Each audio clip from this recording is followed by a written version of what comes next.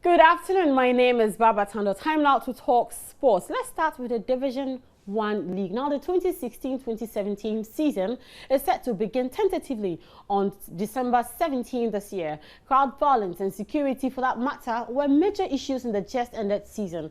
The Division 1 League Board says it is putting measures in place through the club licensing regulations to deal with the menace. Here is the chairman of the National Division 1 League Board, Owahini Echampon. I think the club licensing regime is coming fully on board. And when it is on board, it will reduce the hooliganism, area, in the sense that I believe if they inspect your venue and certain things have to be done, without doing them, you will not be granted a license to play. So I believe that will help reduce the surge of hooligans. We also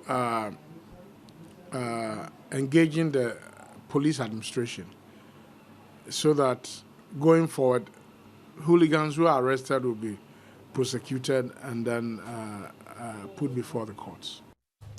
So, the club licensing regulations set out by World Football Governing Body FIFA is to improve club football by setting minimum standards in key areas such as stadium safety, fan experience and youth football development.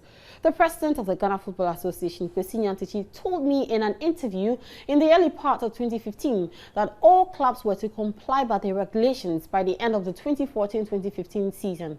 But 2 seasons down the line, no Premier League club has been able to do this. So how about the Division 1 League clubs who are by far struggling for survival? Owahini Echampon affirms to me that the clubs must comply or sit out.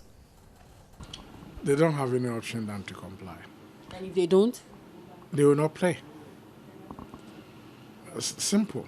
I mean, we've delayed the implementation so that the clubs will catch up. But we are even though in Africa we are not late, but once Ghana is among the spearheaded teams of the continent, we need to do some things for countries like Togo and Rwanda, Burundi to emulate. Yeah, so if you don't comply, I don't think you'll be allowed to play. So it is expected that by the time next season begins on December 17, every Division 1 club must comply. Yes, that is what it means. That is why we've given the date out so that the clubs are aware. I'm also going for a club licensing meeting today. I mean, we cannot suspend it again. We cannot delay the implementation.